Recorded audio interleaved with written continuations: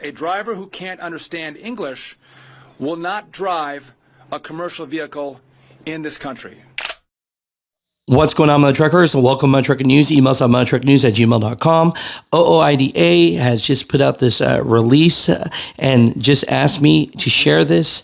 If you did not know, today, Secretary of Transportation, Texas Trucking Association, Todd Spencer from OIDA, basically we're all there talking about English proficiency. And, you know, I want to fast forward to Secretary of Transportation, Sean Duffy. He says he's for the truck drivers. He says he wants to push common sense. And he says that, you know, if you do not speak English, then you do not drive a truck in America, right? Second point to that, he brings up truck parking and he brings up freight broker fraud. At USDOT to improve that for us. And that means looking at critical needs like truck parking, which impacts the lives of truckers every day on the road.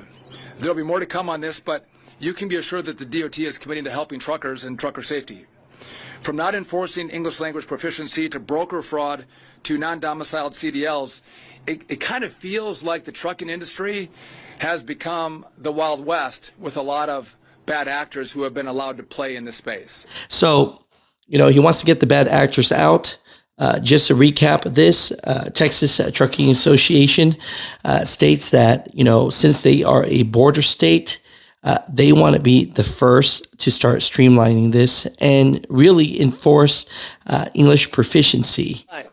We share 1,250 miles of U.S.-Mexican border in the state of Texas of the 1,550 miles in the entire country. It's happening in Texas here first, and if we're not taking the lead as partners with our TxDOT Commission, our leadership here in the state with enforcement, then we're not going to get any work done. So we couldn't be any more thrilled not just to be announcing this and critical announcement for the entire country, for the entire North America, quite frankly, right here in our home state of Texas. And Mr. Secretary, can't thank you enough for the work that you're doing. Number two, Todd Spencer is talking about how, you know, this is nothing more than about safety. And at the very end, he gives a shout out to America's Truckers United. OIDA is advocating for returning English proficiency to the list of serious violations, and we've been calling on federal regulators to restore accountability and focus on real safety. And now, because of this administration's leadership, that's exactly what's happening. The executive order signed by President Trump is a major step forward for safety, not just for truckers, but for every person on the road. Complying with the English language proficiency standards doesn't mean you have to recite an encyclopedia, but it should mean you comprehend routine safety messages. Those can and should be taught in training schools, and tested for English proficiency isn't optional. It's essential and it's required. English language proficiency is required under regulations describing general qualifications for drivers. Unfortunately, there are far too many unqualified drivers being licensed and operated on the road today. In conclusion, again, we want to thank the Secretary, we want to thank the Trump administration, and I need to have a shout out here to Shannon Everett and American truckers for turning a light under this whole issue. Here is the public announcement. For too long, misguided policies have prioritized political correctness over safety of the American people. President Trump, if you listen to him, he says that he puts safety first, and he does. He also puts America first as well. That means ensuring that our roadways are safe.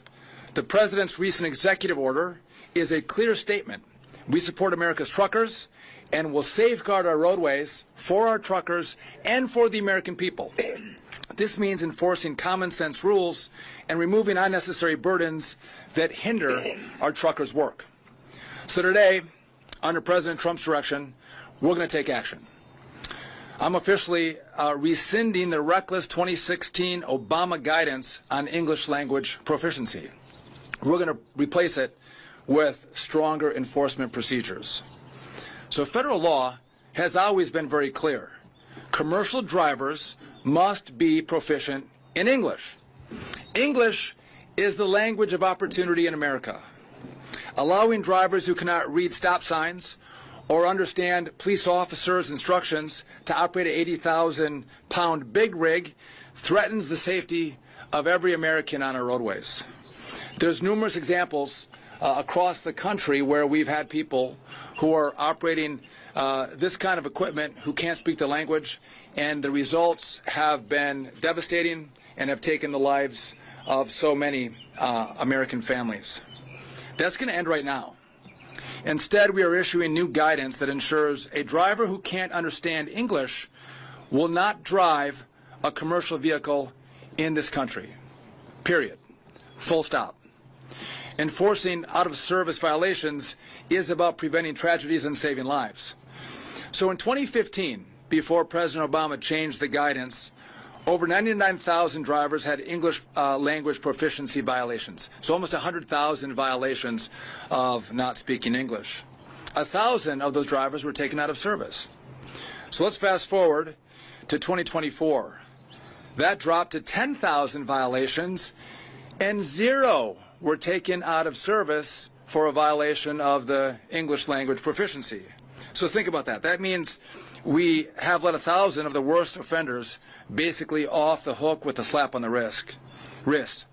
That's not going to happen anymore. We're going to put safety first.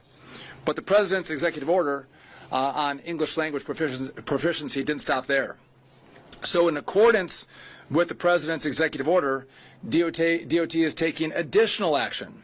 So number one, we're reviewing the security of commercial driver's license. Now this is a state-by-state issue, but we do have a role, and we are reviewing the security procedures around how CDLs are given throughout the states.